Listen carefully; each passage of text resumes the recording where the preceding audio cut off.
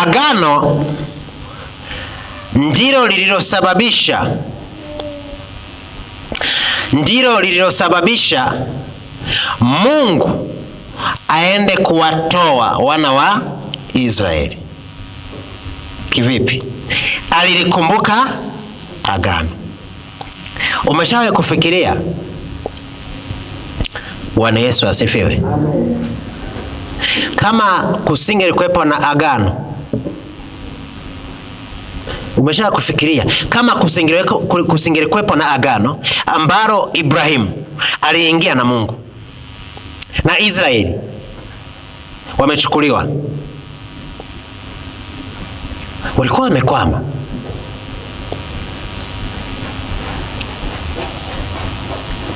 Kuna hamasa ambayo iko ndani ya agano. Kilichomsaidia Mungu nasema hivi, kilichomsaidia Mungu, kilichomwezesha Mungu kwenda kuwatoa wana wa Israeli ni agano.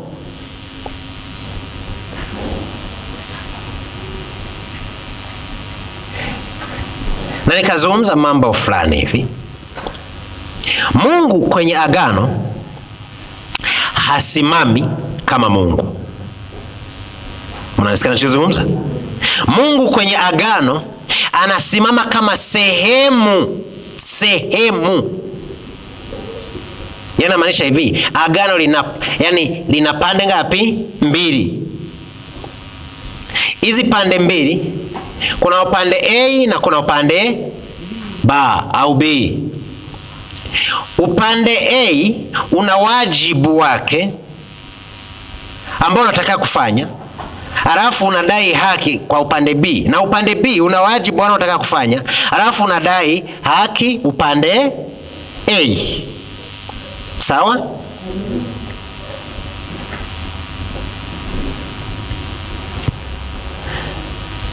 Mungu akiingia kwenye agano na mwanadamu, ule uungu unakaa pembeni. Ni muhimu sana hiki kitu kirudie, naweza kukielewa kabisa.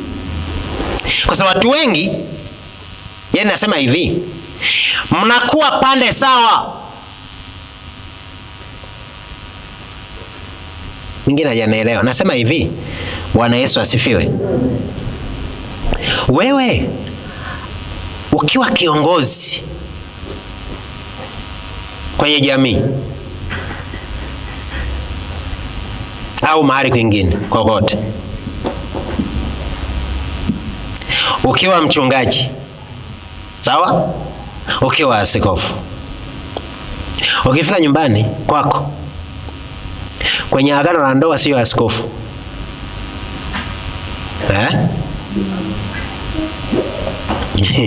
sio nani? Sio askofu. Kwa pale haifanyi kazi.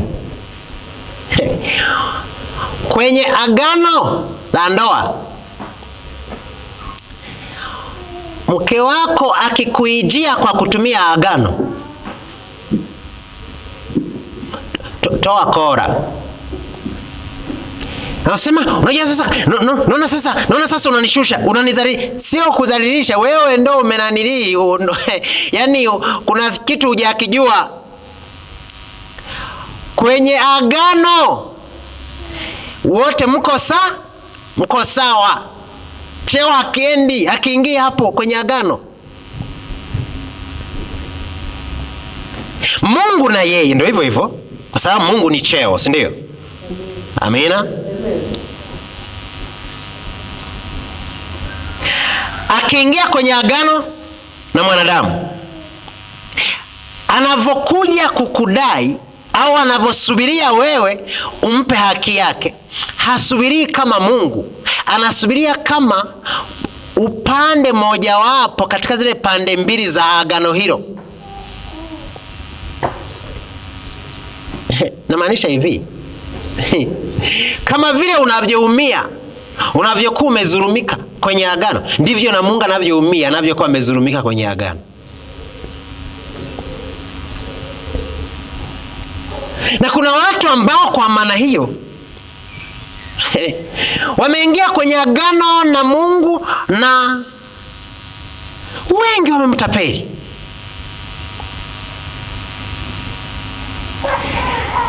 Ukinitendea hivi na mimi nitatenda hivi. Tunaingia nini? Agano.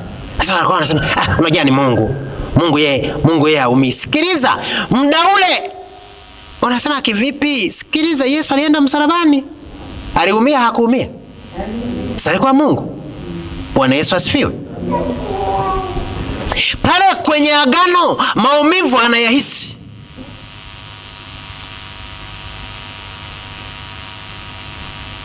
Yaani Mungu ulishamdanganya mara ya kwanza, ukamdanganya na mara ya pili na mara ya tatu. Huwa kuna namna fulani kama ni mwanadamu mpaka tukana kusema jamani, sijui anajisikiaje jamani. Nitamuumiza. Ila ikifika kwa Mungu, Mungu ana namna ya kufanya.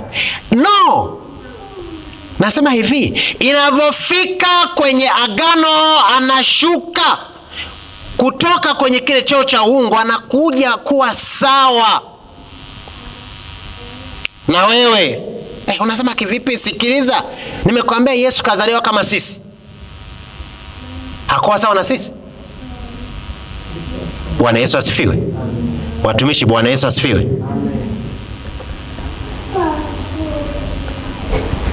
Yesu ana mama yake, si ndio? Alikuwa na mwili kama wa kwetu, alikuwa chakula kama cha kwetu, mpaka watu wanasema jamani, huyu kijana mbona tunamfahamu, lakini tunamfahamu huyu. Kwa nini hauwazi kwamba kwenye agano inawezekana kabisa na Mungu akashuka, anakuja kwa kama wewe, anasubiria aone ukitenda upande wa kwako.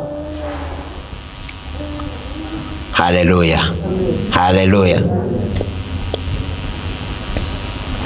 Na ndio maana hana namna ya kuweza kufanya kama mmeingia agano, anasubiri utende upande wa kwako, kwa sababu hana namna, mkataba mmeshaufunga.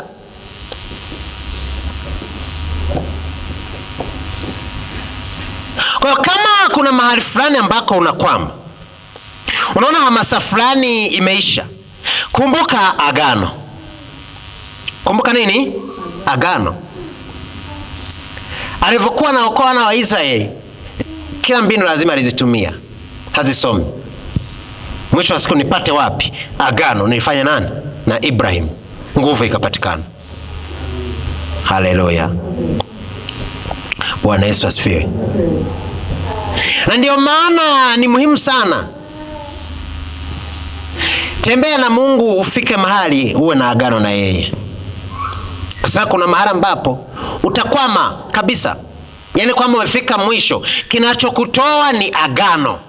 Maana yake hamasa imeisha, umevunjika moyo, umekata tamaa.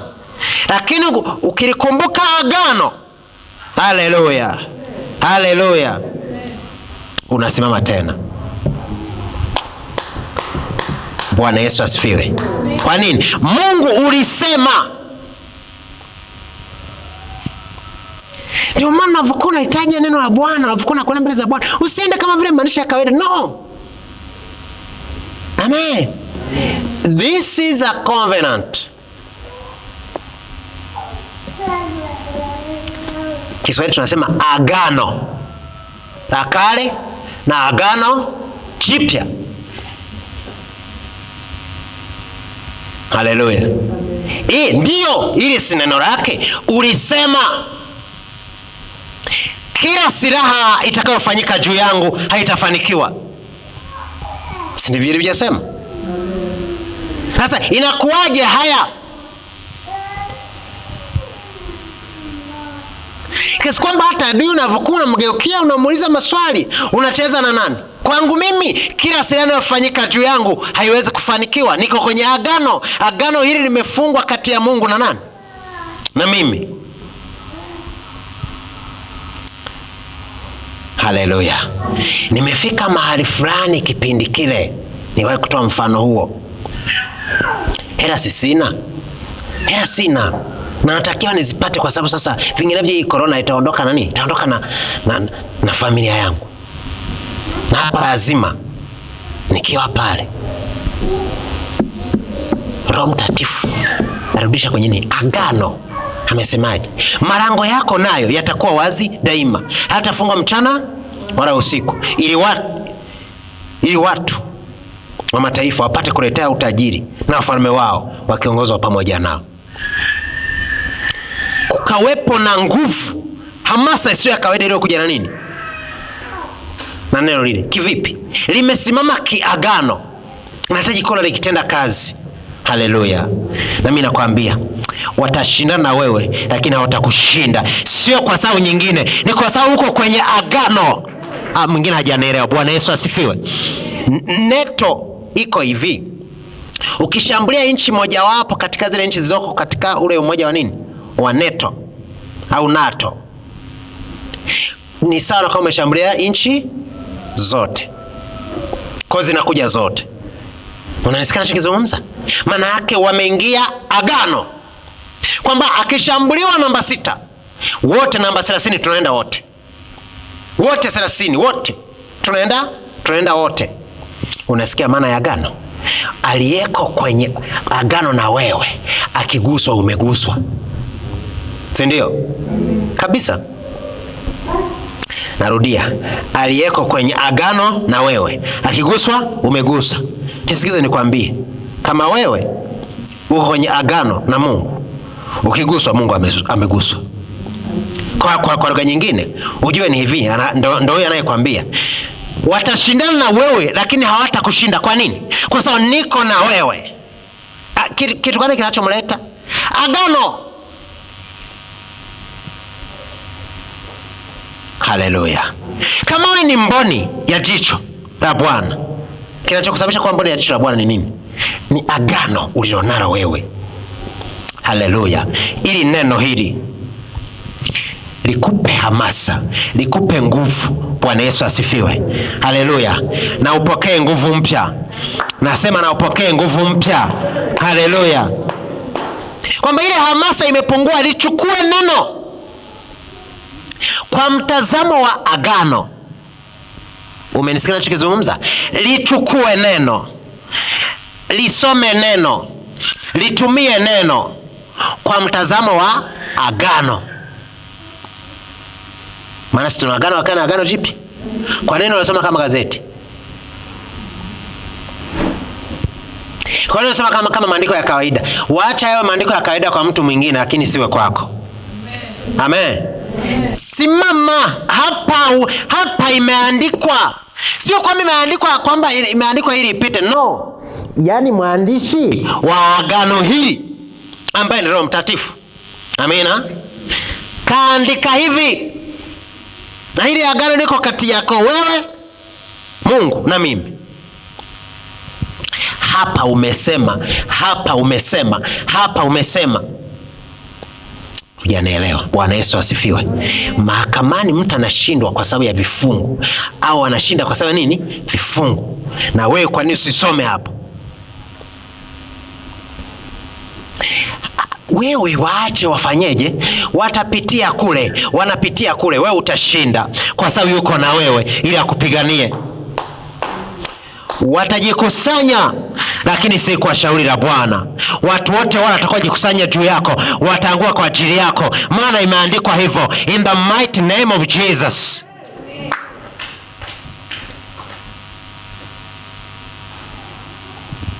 Leo tusonge mbele.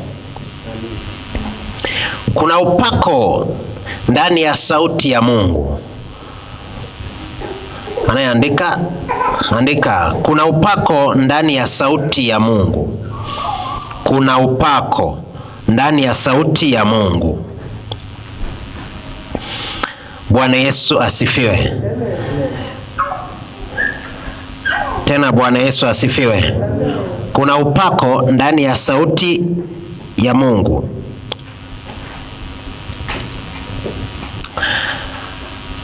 Mungu anapokuwa anatembea na wewe, Haitoshi kuona tu matendo yake makuu yakitokea kwenye maisha ya kwako. Kuna mahali utafika mahali fulani mpaka yale matendo yake yanaweza yakakuchanganya, mpaka pale utakaposikia sauti. Bwana Yesu asifiwe. Kuna mahali utasimama, kuchanganyika maana yake kusimama, hautaendelea mbele. Tuangalie kwenye kitabu cha Kumbukumbu la Torati sura 28. Kumbukumbu la Torati sura ya 28 na ule mstari wa kwanza. Kumbukumbu la Torati 28 mstari wa kwanza. Biblia inasema hivi: itakuwa utakaposikia sauti ya Bwana Mungu wako kwa bidii kutunza kuyafanya maagizo yake yote nikuagizayo leo, ndipo Bwana Mungu wako atakapokutukuza juu ya mataifa yote ya duniani, na baraka zote hizi zitakujilia na kukupata usikiapo sauti ya Bwana Mungu wako. Sema, na baraka zote hizi. Na baraka zote hizi. Baraka maana yake nini? Baraka maana yake ni kubarikiwa. Kubarikiwa maana yake ni kusonga mbele. Kubarikiwa maana yake ni kupata hamasa ya kuendelea mbele. Bwana Yesu asifiwe. Anavyosema utakaposikia sauti, maana yake utaendelea mbele. Anavyosema utabarikiwa, maana yake utaendelea mbele, utasonga mbele. Nasema hivi baraka ni pale ambapo mauzo yanaongezeka, unaendelea mbele. Baraka ni pale mtaji unafanyaje? Unaongezeka. Baraka ni pale ambapo uzao unaongezeka. Baraka ni pale ambapo huduma inaongezeka. Sasa anasema kuna uhusiano ambao upo katika wewe kuendelea mbele na sauti ya Bwana. Unasikia ninachozungumza? Maana yake kuna njia panda fulani ambayo umefika, umeshindwa uende kulia au uende kushoto, au mwingine hata sio njia panda, umesimama. Unajaribu kusonga mbele unakwama, unajaribu kusonga mbele unakwama. Anakuambia hivi, utakaposikia sauti ya Bwana Mungu wako utasonga mbele. Maana yake nini? Kuna roho ya kuganda ambayo inatenda kazi kwa njia ya kupuuza. Haleluya. Ambayo inakusababisha usiendelee. Sasa ili uweze kushinda roho ile hali ile iliyokukamata, unahitaji kusikia sauti ya Bwana. Kuna roho ambayo imekubana. Tangu nimeanza kufundisha ili somo, hata wewe unayenifuatilia, kuna mtu ambaye mwingine ana shida pengine amepoteza hamasa ya kuomba. Nguvu ya kuomba hamna, na mpaka sasa hujaipata. Unapanga uipate. Kuna sauti ya Bwana. Unahitaji masikio ya kwako ya rohoni yafunguliwe ili uweze kusikia sauti ya Bwana. Yeye sauti ukishaisikia, na kuambia siku hiyo hiyo utafanya maombi ambayo mpaka viporo vyote hapa nyuma ulikuwa hujafanyia kazi, utaomba kwa muda huo. Haleluya. Haleluya. Unasikia ninachozungumza? Nasema hivi, baraka ni pale unapoendelea mbele. Kuna maneno yametokea, yamekusababisha mpaka umepuuza, umeanza kurudisha mguu nyuma, hauendelei mbele. Kama hutapata sauti ya Bwana, hapo utakwama. kabisa. Nasema hivi, Bwana Yesu asifiwe. Umekwama kwa sababu ya sauti, yani umekosa sauti ya Bwana ya kukutoa hapo. Kwa nini? Ndani ya sauti ya Bwana kuna hamasa.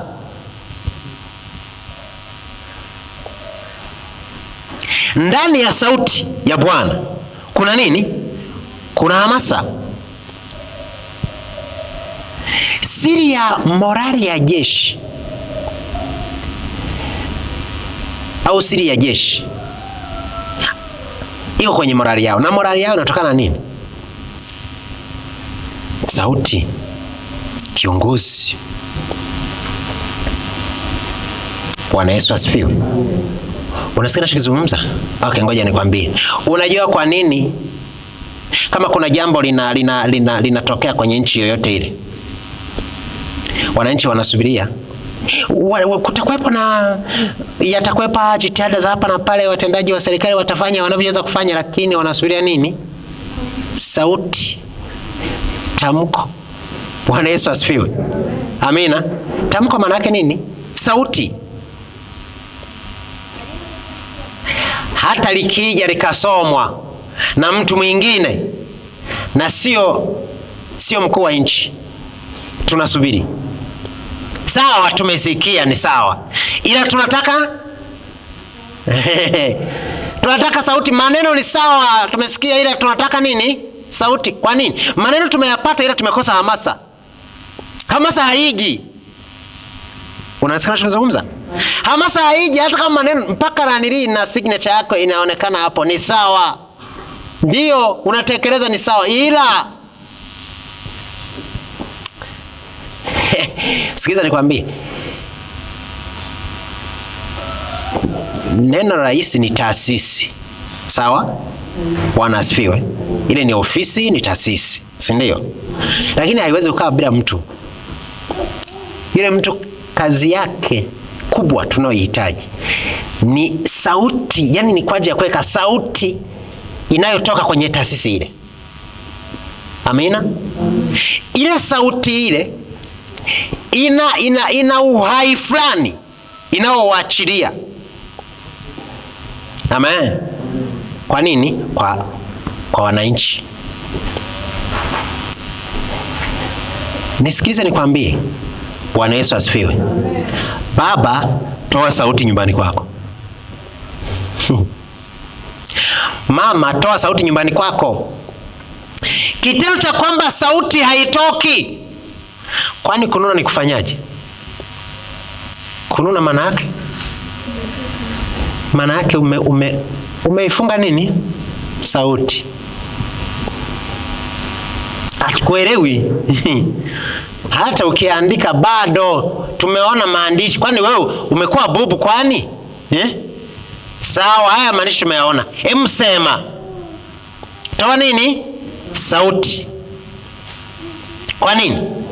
Kupitia sauti ya kwako kuna watu watahamasika. Haleluya. Yaani sauti yako hiyo imebeba hamasa kwa mtu fulani. Sauti yako hiyo kabisa. Neno lile umeliandika, umemwandikia mtu, ni tofauti na kuongea naye.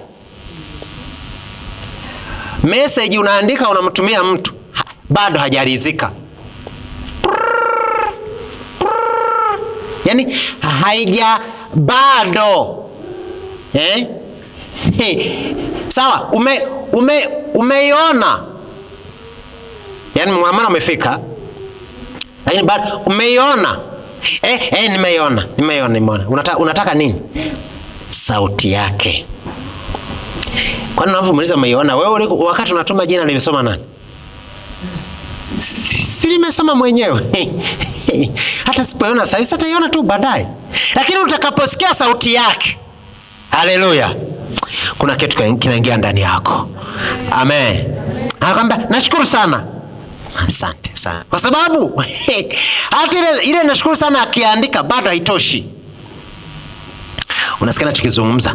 Bwana anasema hivi, utakaposikia sauti ya Bwana Mungu wako, mambo yataanza kwenda. Utakaposikia sauti ya Bwana Mungu wako, nataka nikwambie, mauzo yataongezeka. Utakaposikia sauti ya Bwana Mungu wako, huduma itasonga mbele. Utakaposikia sauti ya Bwana Mungu wako, nguvu za maombi zitaongezeka. Utakaposikia sauti ya Bwana Mungu wako, utaanza kupiga hatua. Bwana kufungulie macho yako ya rohoni na masikio yako ya rohoni, uweze kusikia sauti ya Bwana Mungu wako, in the mighty name of Jesus. Na mtu mmoja aseme amen. Haleluya, haleluya. Unasikia nachokizungumza? Sema sauti.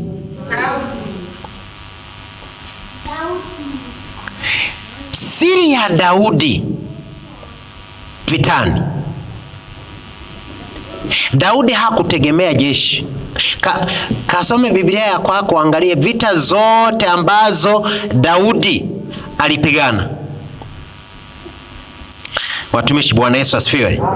Nasema hivi, vita vyote ambavyo Daudi alifanyaje? Alipigana.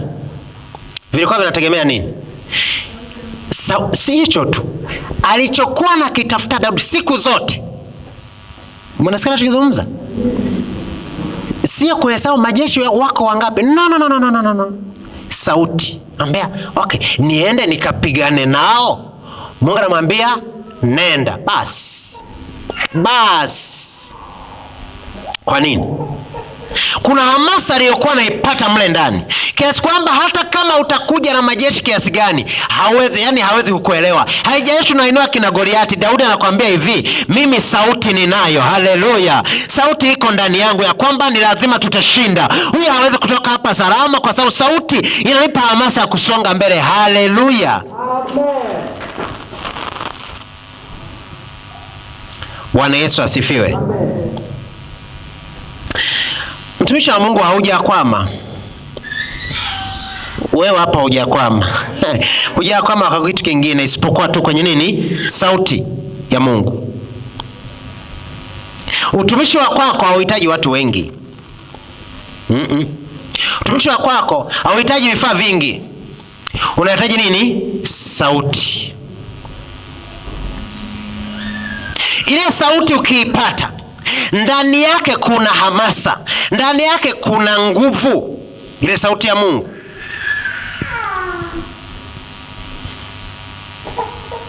Kuna nguvu ambayo itakusababisha utafanikiwa katika kila utakalo litenda. Wengi, majengo yapo, watu wapo, mambo mengi yapo, lakini kumekosekana sauti ya Mungu kwenye utumishi huu. Ndoa ipo, vingi vyote mnavyo, kumekosekana sauti ya Mungu. Na wewe uliye na sauti ya Mungu, usisubirie vingine. Umetosheka tayari. Nazungumza na wewe unayelalamika kwamba sina hiki, wakati una sauti ya Mungu. Sauti ya Mungu ile unayo inakutosha. Songa mbele.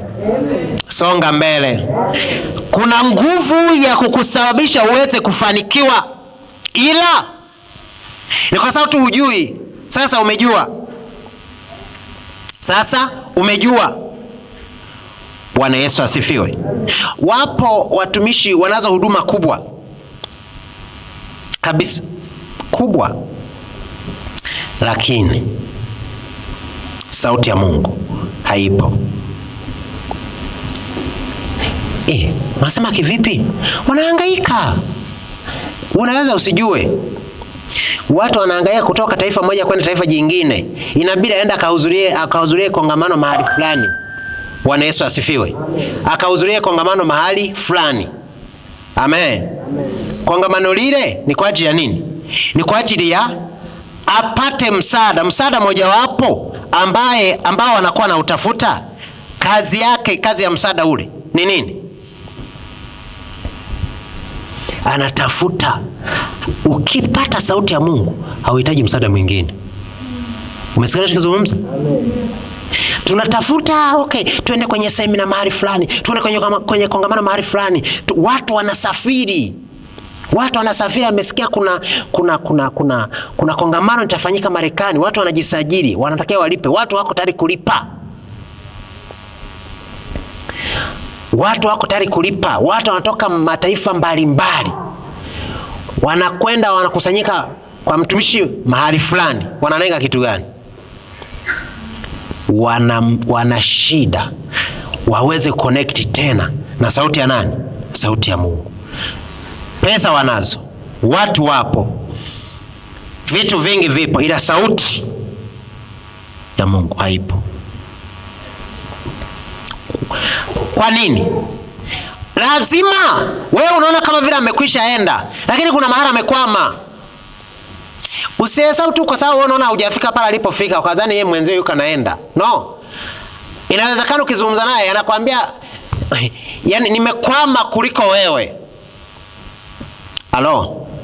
Nasema hivi, wewe kwa milioni 30 unajiona huko chini kwa sababu umemwangalia mwenzio na milioni 700. Lakini ukizungumza na yule milioni 700 amekwama kuliko wewe. Wewe ili uweze kufanikiwa inawezekana unaenda kwenye milioni 50. Kwa maana yake umebakiza hatua milioni 20. Mwenzio yuko kwenye bilioni 7 na ana milioni 700 tu. Bilioni 7, safari yake ni ndefu kuliko hii ya kwako. Bwana Yesu asifiwe. Watumishi, Bwana Yesu asifiwe. Kukwama kokote kule kunakotokea, ni lazima ili uweze kutoka mara hapo unahitaji sauti ya Bwana. Kwa sababu ndani ya sauti ya Bwana kitakachokusaidia kutokana na kumbukumbu, kuna nguvu utakayoipata tu mara utakapomsikia Bwana. Nasema hivi, kuna nguvu utakayoipata. Amen. Unavyokuwa alisema neno la Bwana, Yesu anasemaje? Mimi niko pamoja nawe. Amen. Hata ukamilifu wa nini? Wa dahari. Bwana Yesu asifiwe. Amen. Ile sauti ya Yesu ndio inatakiwa isikike mahali pale. Ikisikika, yule mtu Sauli alikuwa na kila kitu, lakini kilichopungua kwake ilikuwa ni nini? Sauti ya Mungu. Alikuwa mfalme, mfalme ana kitu anachokikosa. Mungu alichokiondoa kwake, kumwacha maana yake nini? Aliondoa sauti yake. Hakumtoa ofisini. Aliondoa nini? Sauti yake.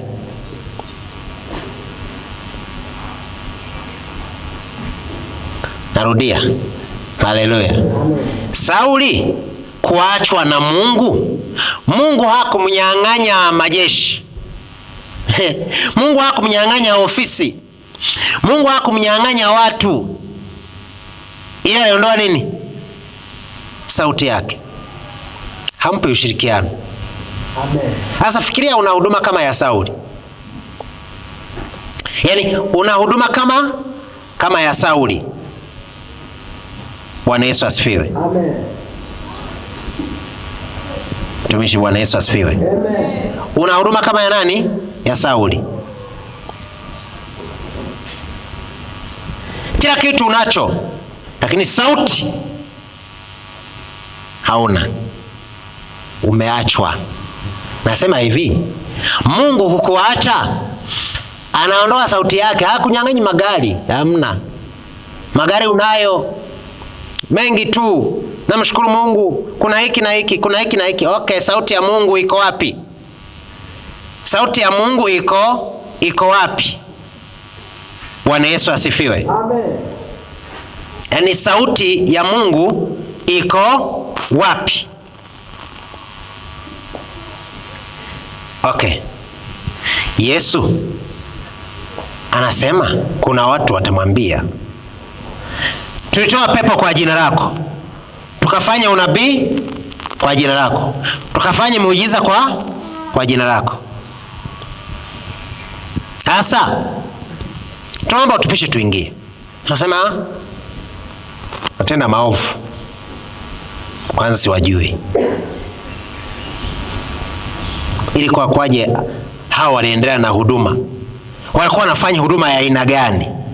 miujiza inatendeka, jina la Yesu wanatumia, lakini Yesu hawajui. Ni huduma ambayo unafanya, lakini hakuna sauti ya Mungu. Kwa lugha nyingine, Mungu hautamthibitisha kwa yale yanayotendeka kwamba yupo. No. Wao wanasema jina lako lilikuwepo, wewe ndio hukuwepo tu. Ila jina lako lilikuwepo, tulilitumia na lilifanya kazi. Haitoshi mtumishi wa Mungu, pamoja na kwamba uko nafanya huduma na mambo mengi yanafanyika, zingatia sauti ya Mungu isije ikakoma kwenye huduma yako. Sauti ya Mungu isikome kwenye biashara yako, hata kama inakwenda vizuri. Narudia, vizuri sana. Haleluya. Mafanikio hayo yapo, ndio, na shetani anachokifanya ni hicho, kwamba utafanikiwa, utakuwa na vitu, ila sauti ya Mungu hautakuwa nayo.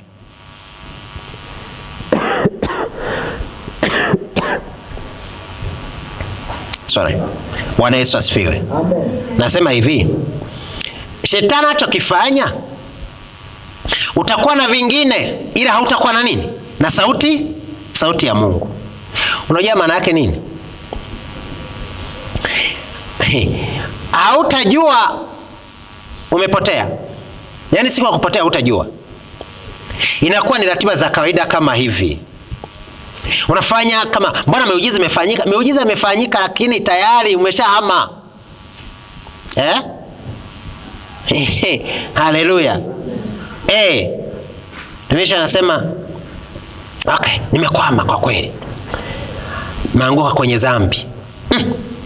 Ngoja nene kwa lugha nisikie. Bado kumbe.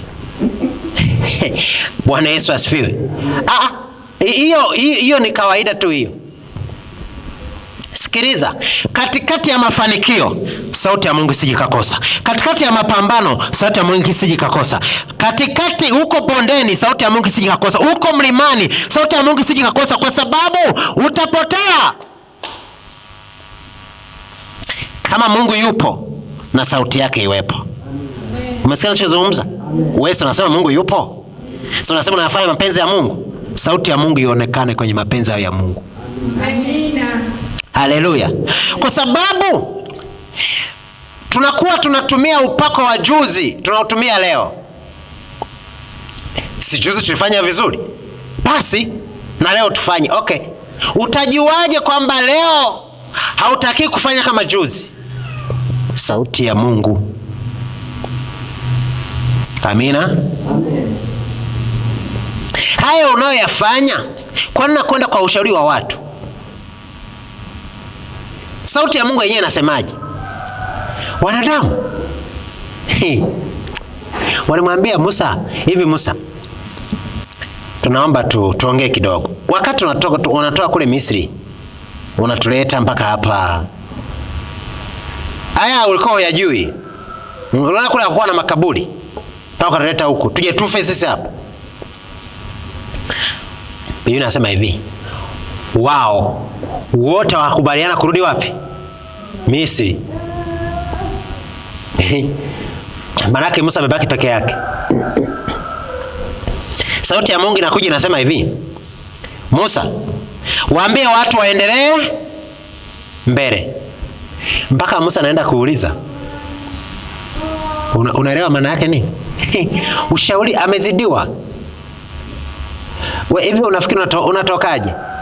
Baba mzazi ameshauri utoke, mama mzazi utoke, sawa? Kaka zako wanasema toka, dada zako na wadogo zako wote toka, yaani ndugu zako wakimu na wote wanasema toka, familia nzima wote wanasema toka, ukoo mzima wanasema toka. Hiyo si inatosha kutoka?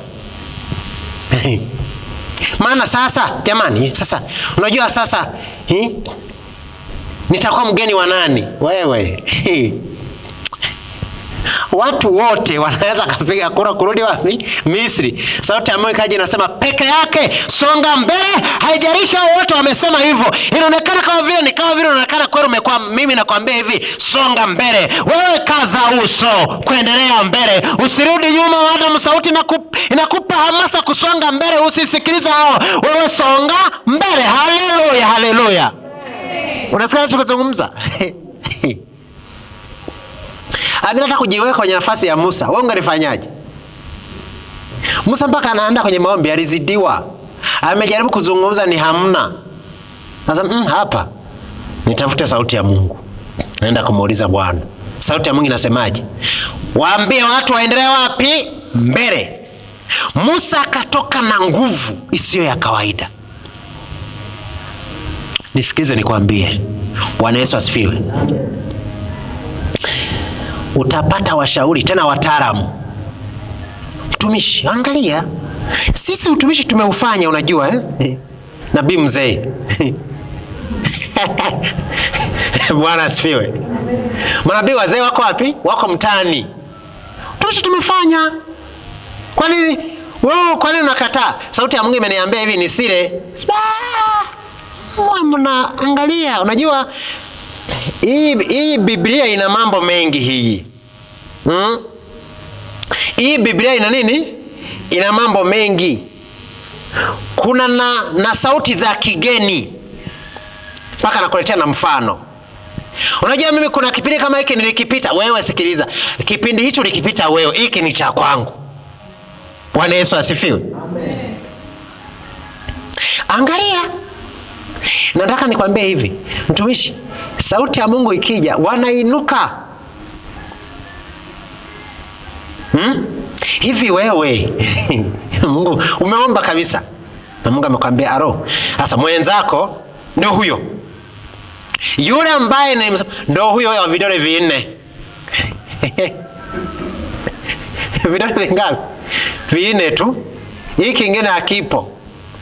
Sasa kila nako kumpeleka na wewe sasa unaenda kumtambulisha. Nilikuwa nimemleta kumtambulisha ile mchumba wangu. Anatokeza. Sasa huyu anayetembea hivyo. Alafu vidole mbona kama vile havitoshi. Angalia mtumi, angalia mwanetu. Angalia, ulimsikia vizuri Mungu? Unasema uliomba? Hebu ngoja na sisi tumuulize Mungu. Wewe sikiliza. Wasiende kumuuliza Mungu. Bwana Yesu asifiwe. Watu watakuletea majibu wanayotaka wao. Hawakuletea sauti ya Mungu. Wewe mlokole gani aende kwenye maombi atoke bila majibu? Akubali kabisa kwamba hajapata chochote. Ni wachache. Yuko tayari kutengeneza taswira. Kama niliona naona giza. Umeliona? Mimi sijaona giza. Wewe ndio umeona giza. Mimi sijaona giza. Haleluya. Amen. Haleluya. Amen. Tumishi mmoja aliomba kwa ni askofu. Nabisi nilisikia mahali. Yule mtumishi wakati ameomba akaambiwa aende kwenye kanisa fulani. Sauti ya Mungu inamwambia, nenda kwenye kanisa fulani. Atakayetoka wa mwisho, huyo ndio mchumba wako. Akaenda pale, akawa makini. Pale mtu anaweza kufanya uzembe lakini sio kwenye hilo. Bwana asifiwe. Hapo. Tumisha kawa makini. Aliyetoka wa mwisho akawa ni kilema.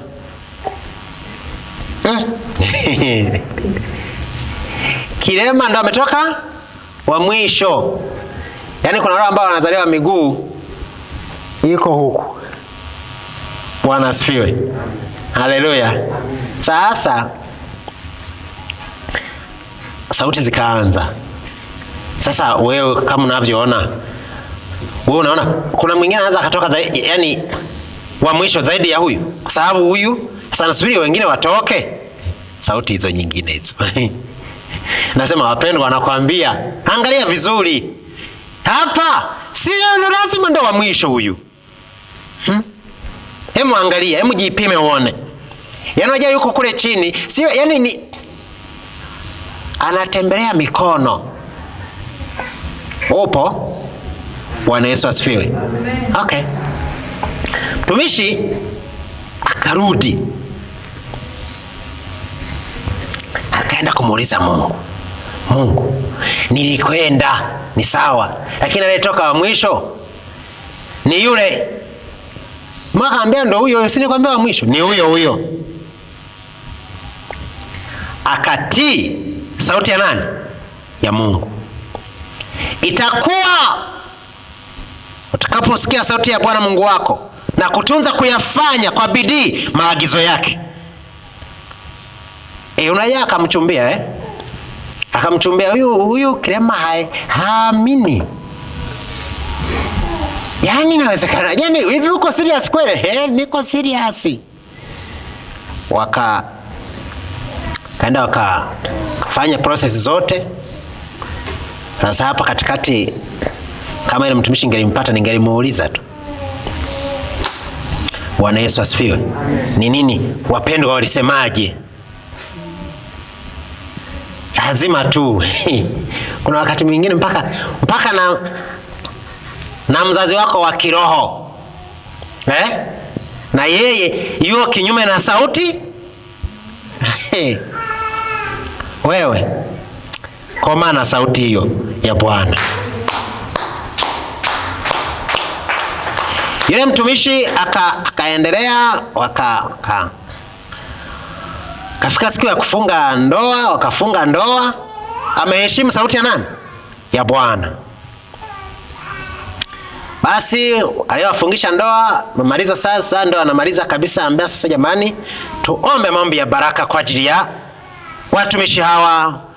Bwana awe pamoja na kila kitu kimeshakamilika sasa. Kwa anaweka mkono, ananyosha mkono namna hii. Sasa unajua tunaomba tumefunga macho, si ndio? Tumefumba macho, si ndio? Kwenye kuomba amen. Amesimama. Hayakuwa maombezi ya kuombea huyu asimame, no, yalikuwa ni maombi ya baraka. Tokea hapo maisha yakaendelea na wakasonga mbele.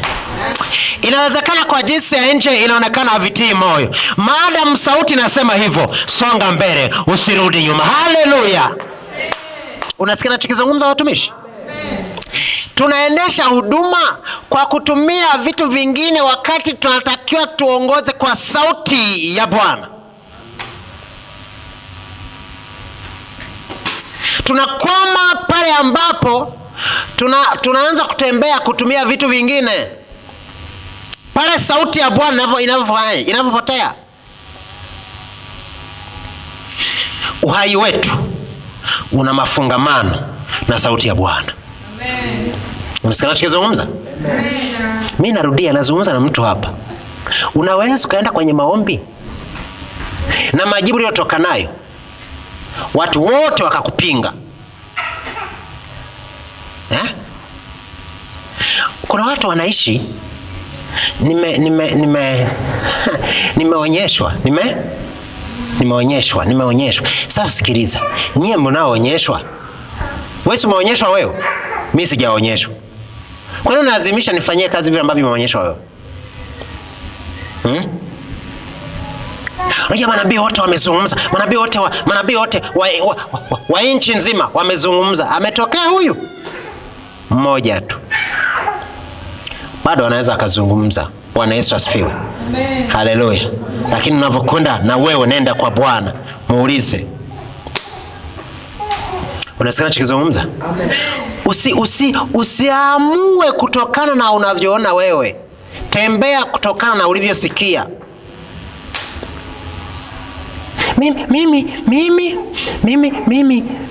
Mimi mwanaume atakaye nioa, yani angalau au na usafiri. Hawa na nini? Na usafiri, alafu yani degree moja siku hizi zimekuwa nyingi. zimekuwa nyingi, yaani angalau kiwango cha chini, masters.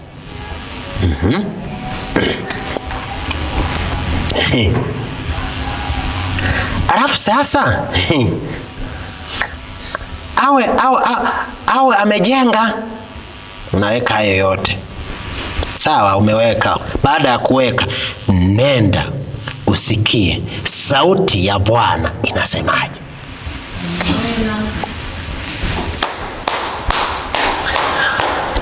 Unajua, mimi niliweka mazingira kwamba nitafanya yani ile harusi harusi ile itakuwa ya kifahari kifahari. Kwa sababu gani? na mahesabu fulani atanipa hela, na fulani. Bwana Yesu asifiwe. Amen. Yaani haikuwa na kifahari haikuwa na ufahari hata kidogo. Unaona, hata kidogo. Bwana Yesu asifiwe. Unasikia ninachozungumza? Lakini ukinikuta jamani, unajua sasa ukiwa na huduma, ndio nilikuwa nasema hivi, ukiwa na huduma kwanza nimpate kiwango awe ni mtu aliyesoma mahesabu. Au nahesabu hela za nini? Huku masuala ya uchumi, huduma, yani yasipate shida. Wewe hayo ni ya kwako. Bwana Yesu asifiwe. Haleluya. Sikia sauti ya Bwana Mungu wako tena kwa bidii, na utunze kuyafanya yale anayokuambia. Utasonga mbele. La sivyo unaweza kumpata yule ambaye ameweka vigezo vya kwako, akaja kaa kichomi kwa huduma. Bwana Yesu asifiwe. Ni kwamba kweli vile vingine sawa, ila kuna mahali atakubana tu. Mimi nazungumza jambo gani? Bwana Yesu asifiwe. Mungu haangalii kama wanadamu waangaliavyo. Kwa kuna hamasa fulani mpaka vimesha kuchanganya, umeikosa kwa sababu umeingia kwenye uzoefu umekwama. Hapo ulipo unahitaji sauti ya Mungu. Ukisikia kwamba nyanyuka elekea mahali fulani, au nyanyuka fanya hiki, nyanyuka, hapo utafanikiwa. Hivi vingine haufanikiwi. Kwa sababu gani? Hakuna sauti ya Mungu iliyoko kwenye hivi unavyofanya. Unasoma kwenye daftari, unasoma kwenye kitabu sio cha maandishi nani? No. Pamoja kwa maandishi fulani mtumishi wa Mungu, lakini nenda mbele za Bwana. Itafute ile sauti ya Bwana ambayo umeipoteza kwa muda wote huo, utasonga mbele. Utapambana vita, utashinda. Haijalishi umekuja ni wengi, wewe utashinda tu. Haleluya, haleluya, haleluya. Kwa ukiona hii roho imekukamata, roho gani? Roho ya kupuuza,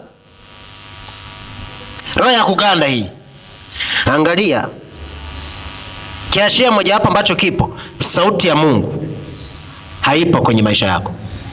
Sauti ya Mungu kwenye huduma haipo. Bwana Yesu asifiwe. Bwana Yesu asifiwe. Mimi nasema hivi, unahitaji sauti ya Mungu ili uweze kusonga mbele. Ngoja nikwambie,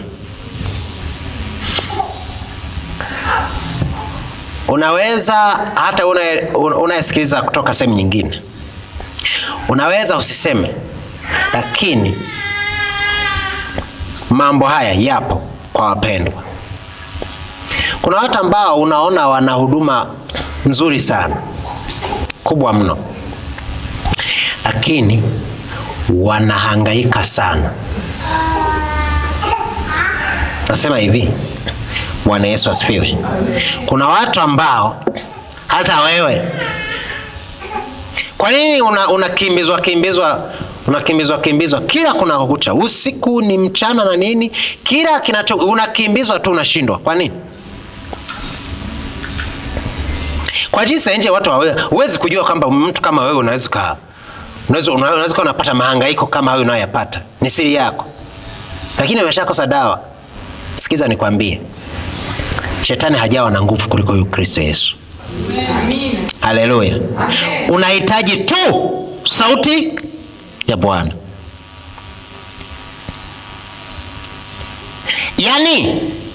Yaani jumla ya yale mahangaiko yote yale, unahitaji nini? Sauti ya Bwana. Hebu angalia kwenye kitabu cha Wafalme wa Pili sura ya 20.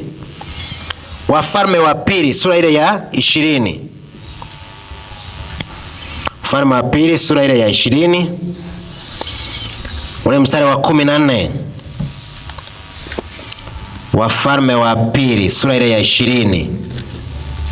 Mstari Mambo ya Nyakati, twende kule kwa Nyakati. Mambo ya Nyakati wa Pili sura ile ya 20.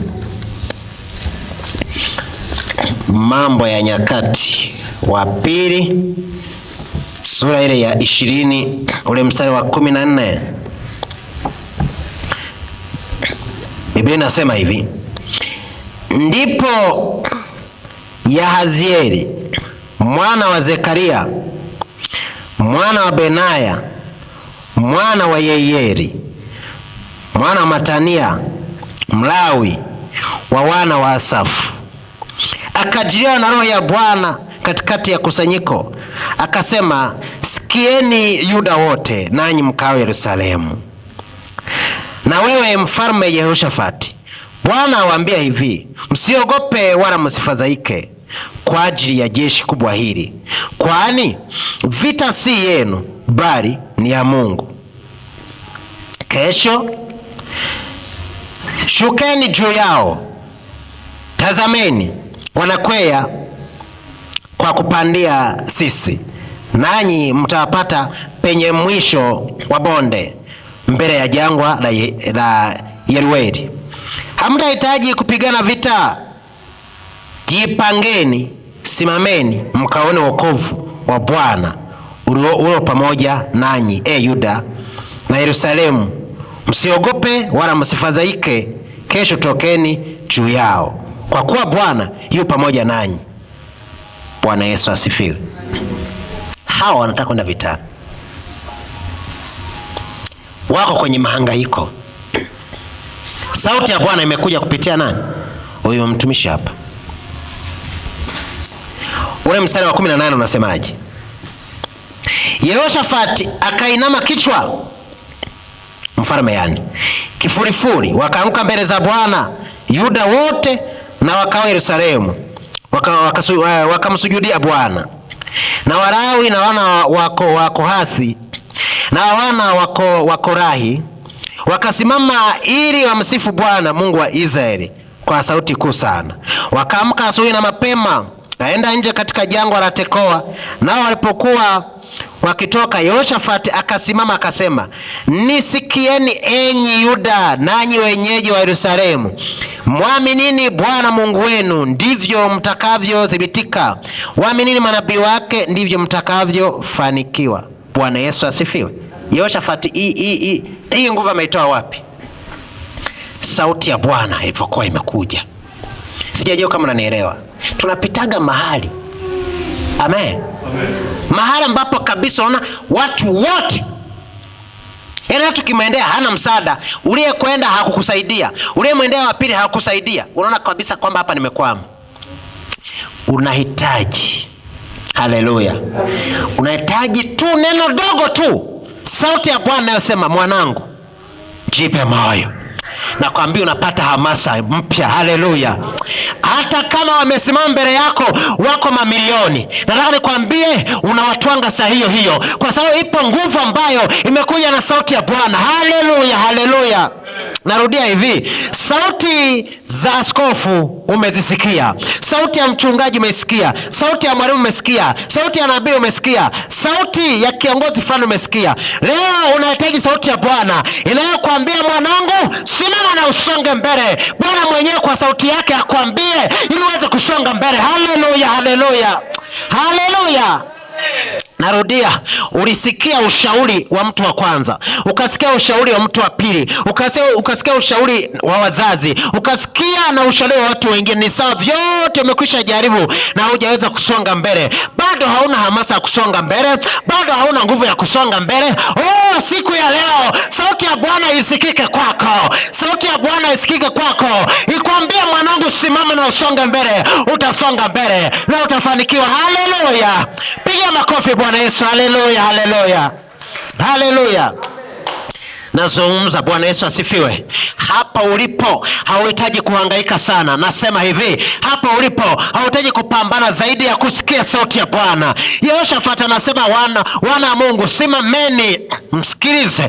Bwana akisema kupitia mtumishi wake, ile sauti ambayo tumeipata sisi, hiyo ndio imetupa nguvu hii tulionayo. Tusione tuende tukafanyaje, tukapambane. Nisikize nikwambie, maelekezo ya Bwana yako kwenye sauti ya Bwana. Unasikia ninachozungumza? Maelekezo ya Bwana yako kwenye sauti ya Bwana. Itakuwa utakaposikia sauti ya Bwana Mungu wako na kutunza kuyafanya maagizo yake yote ninayokuagiza leo. Wewe unasema una maelekezo ya Bwana na huku hauna sauti ya Bwana. Hapana. Umesikia ninachozungumza? Amen. Maelekezo ya Bwana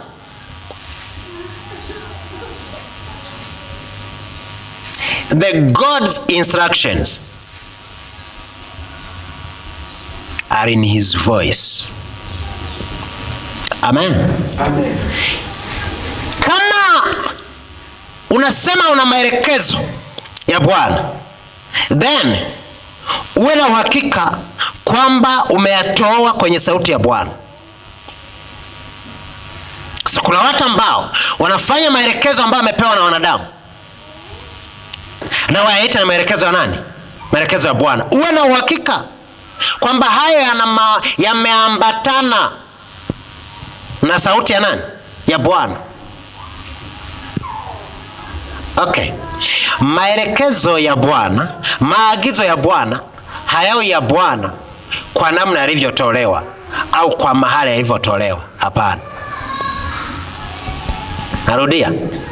Maelekezo ya Bwana, maagizo ya Bwana hayawi ya Bwana kwa sababu yametolewa na fulani, ila yanakuwa ya Bwana kwa sababu yametoka kwenye sauti ya Bwana, yamekuja na sauti ya Bwana. Haleluya. Maelekezo, maagizo ya Bwana hayawi ya Bwana kwa sababu yametolewa ya Jumapili. Hapana. Yanakuwa ya Bwana kwa sababu yametoka kwenye sauti ya Bwana. Sasa niambie, kama kufanikiwa kwetu, kama kuendelea kwetu, kama baraka zetu ziko kwenye maagizo ya Bwana, alafu hatuna sauti ya Bwana, tutaponaje?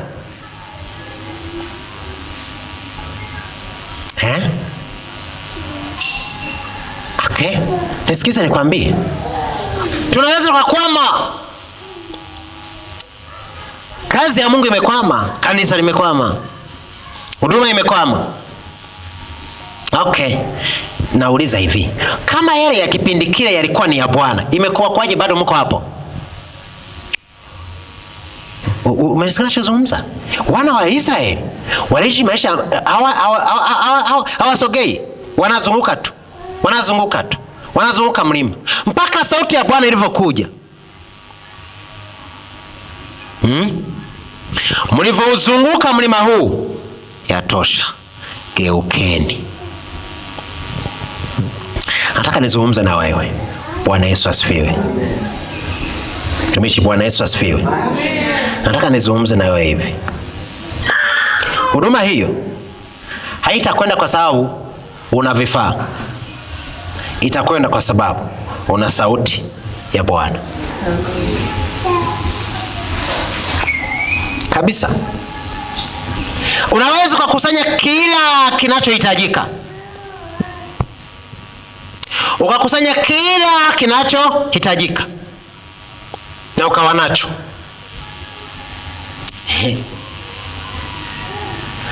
na bado usifanikiwe. Sauti ya Bwana inasemaje?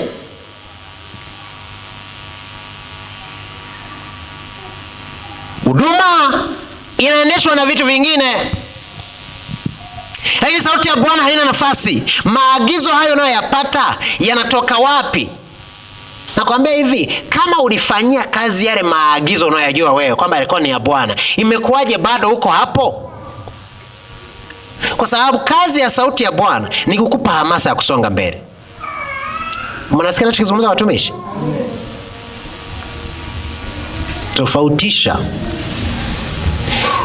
Kazi ya sauti ya Bwana inakupa hamasa ya kumkabili adui.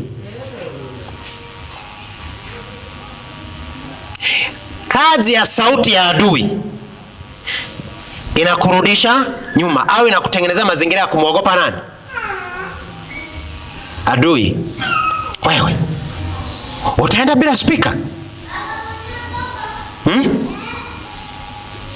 Utaenda bila nini? Bila speaker. Jamani, tutafute speaker, tutafute. Wewe. Bwana Yesu asifiwe. Sikiliza, sauti ya Bwana inakutaka umkabili bila speaker.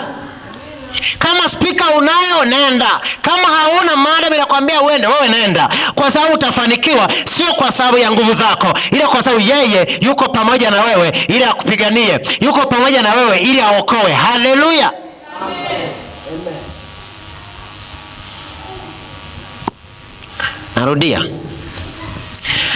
hautafanikiwa kwenye ndoa yako kwa sababu umechagua mwenyewe. Yaani utafanikiwa kwa sababu umeiheshimu sauti ya nani? Sauti ya Bwana. Umeheshimu sauti ya Bwana. Na hapo ndipo kuna kazi. Shetani hata kuzuia kufanyia kazi vile vingine. Shetani atapambana ahakikishe anapunguza ile hamasa. Ile hamasa ya kusonga mbele. Anapunguzaje? Lazima aende kupambana na mazingira ambayo yanaweza kukupa kusikia sauti ya Bwana. Maana yake atakutoa mahali ambapo unaweza kumsikia Bwana. Ila utapata wapendwa, wapendwa unawapenda. Ngoja nimuulize fulani, ni kweli fulani anakutakia mema. Lakini na fulani pia usije kadhani kwamba atakuwa tayari muachane. Unasikia nachokizungumza? Niwahi kuwashirikisha maombi watu. Bwana ameniambia kwenda kwenye utumishi. Wale watu nipo washirikisha, kila mtu anaanza kusema alikwambiaje? Ameniambia niende nikafanye utumishi fulani, kwa sasa sitakuwa na nyinyi. Kasa mbona sisi tumesikia wewe unatakiwa ubaki hapa. Tena ulikuwa hujaa mchungaji, ndio wewe mchungaji kabisa vizuri. Bwana Yesu asifiwe.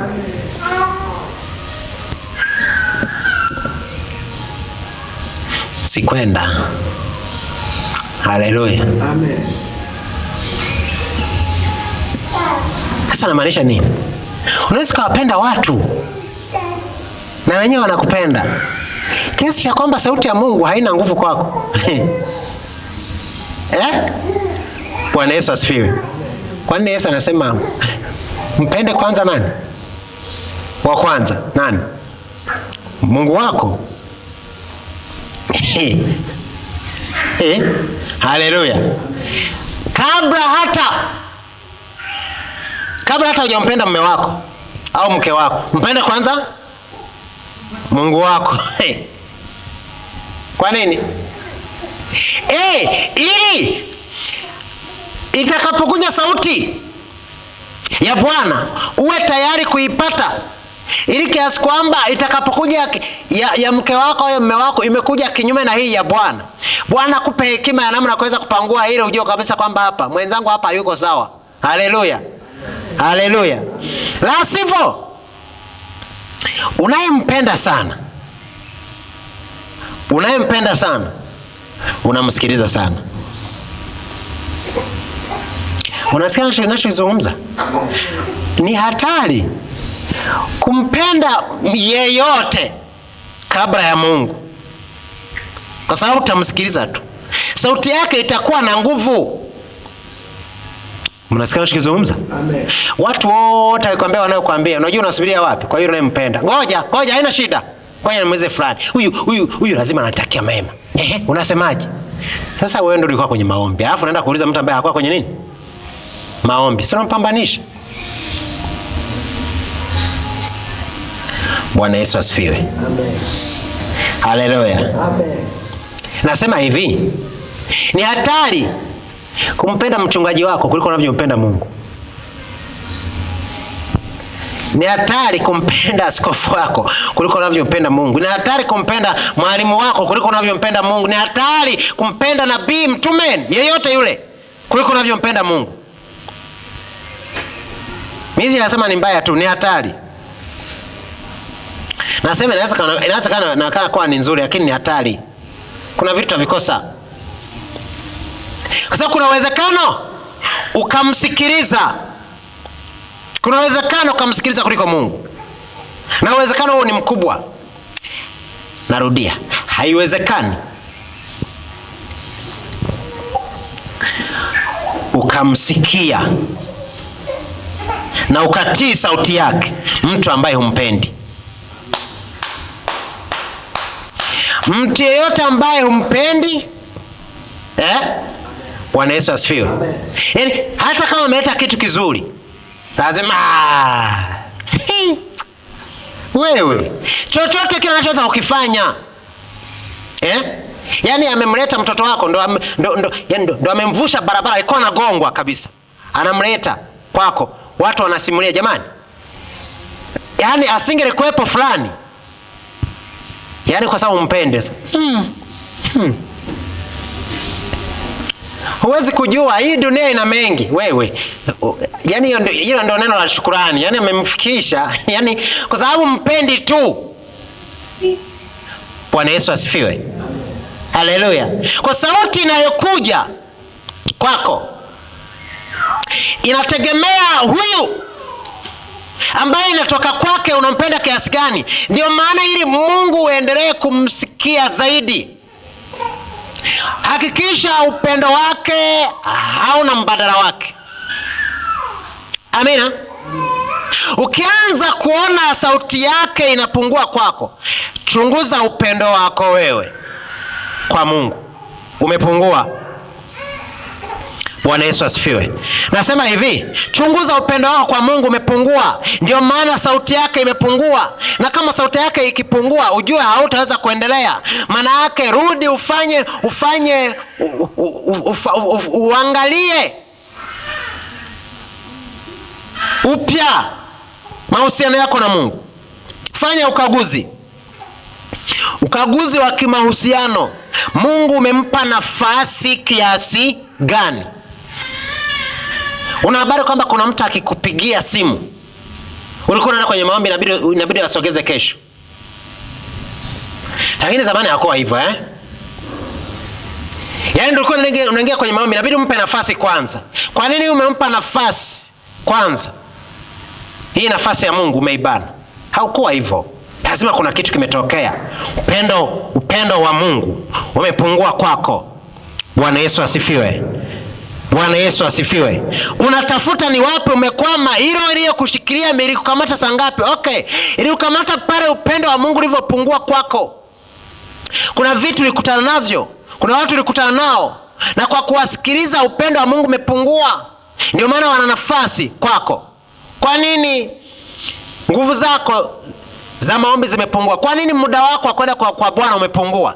Ni kwa sababu upendo umepungua. Upendo ukiongezeka, yule unayempenda unahitaji saa 2 ongee naye, saa 2:30 ongee naye, saa 3 ongee naye, saa 7 ongee naye, kila wakati ongee naye yule unayempenda. Ukianza kuona ile nguvu ya kutaka kuongea naye inapungua, ujue upendo umefanyaje? Umepungua kabisa. Waulize wale wanaopendana. Bwana asifiwe. Yaani mpaka unasikia ndani, sio kwamba anajifanya. Sikiliza, anashangaa kwamba jamani, tumeongea saa 2, alafu kufikia saa 4 hajanipigia. Masaa 2 yani, masaa 2, kwani yuko wapi? Manake haelewi. Yani angalau basi baada ya dakika hata 30 namna hii amatumia hata ka emoji tap. Bwana Yesu asifiwe. Haleluya. Yani kwa namna yoyote ile apate kitu ambacho kinamshtua, na Mungu anataka iwe hivyo. Anataka saa 2 una shauku ya kwenda kwake, saa 3 una shauku ya kusema naye, saa 4 una shauku ya kusema naye. Bwana Yesu asifiwe. Kuna wakati ambao nakuta mpaka huduma tunazipenda kuliko Mungu. Kila wakati uko busy na nini? Na huduma. Sikiliza nikwambie, mimi sijasema ni vibaya. Bwana Yesu asifiwe. Lakini kuna mahali fulani utakwama kabisa. Umesikia nachozungumza? Yani hata kama unafanya hiyo huduma, nataka nikwambie uwe tayari uwe ile kiu ibaki wakati unafanya hiyo huduma, kwamba Bwana, pamoja na kwamba niko nafanya huduma lakini nikusikie. Kwa hiyo kama unafanya huduma lakini useme na mimi. Upendo wako kwa Mungu uwe revived. Bwana Yesu asifiwe. Haleluya. Nasema uamke tena. Ule upendo wako na Mungu, mahusiano yako na Mungu yarudi mahali pake. Haleluya. Nasema uache hivyo vingine kwanza, urudi kwanza utengeneze. Na atakwambia kabisa, Roho Mtakatifu atakuongoza, atakukumbusha ni wapi ulikoanguka na ukatubu, alafu katende yale matendo ya kwanza. Bwana Yesu asifiwe. Ule upendo ukirudi, unarudisha mahusiano. Mahusiano yakirudi, ile nguvu imeongezeka. Haleluya. Na sauti ya Bwana inarudi mahali pake. Sauti ya Bwana ikija, unapata hamasa ya kusonga mbele. Hautakwama tena. Haleluya, haleluya. Haleluya, haleluya. Bwana Yesu asifiwe. Haijalishi kuna shida kiasi gani, wewe rudi. Haijalishi ulikuwa umekusanya vitu vingi kiasi gani, hivyo vyote ulivyo navyo, hivyo vifaa vyote ulivyo navyo havikukusaidia, ndio maana uko hapo. Wewe viache hapo. Nenda kwanza utengeneza nani? Utengeneza na Bwana, na Bwana atakusaidia. Pigia Bwana Yesu makofi. Pigia Bwana Yesu makofi. Haleluya, haleluya. Haleluya, haleluya. Sema, Bwana Yesu, ninaomba unisaidie. Naomba unisaidie. Naomba unisaidie nirudi kwenye nafasi yangu. Mahusiano yangu na wewe. Mahusiano yangu na wewe. Sijakusikia. Mahusiano yangu na wewe yarudi mahali pake. Yarudi mahali pake katika jina la Yesu. Chochote kile kilichoingilia kati mahusiano yangu na wewe, Bwana kiachie. Bwana kitoke. Bwana kitoke katika jina lako Yesu. Haijalishi ni kitu gani, wewe ndio unayetakiwa kuwa wa kwanza. Haijalishi ni nini, wewe ndio unatakiwa kuwa wa kwanza. Haijalishi ni huduma, lakini wewe Yesu ndio wa kwanza. Haijalishi ni mwenzangu, wewe ndio wa kwanza. Haijalishi ni watoto, wewe ndio wa kwanza. Upate nafasi ya kwako katika jina lako Bwana Yesu. Asante kwa uaminifu wako Bwana Yesu, kwa sababu umetenda. Ni katika jina lako Bwana Yesu Kristo. Amen. Pigia Bwana Yesu makofi. Pigia Bwana Yesu makofi. Haleluya, haleluya. Haleluya, haleluya. Basi Bwana kubariki. Tutaonana siku nyingine. Pigia Bwana Yesu makofi. Haleluya.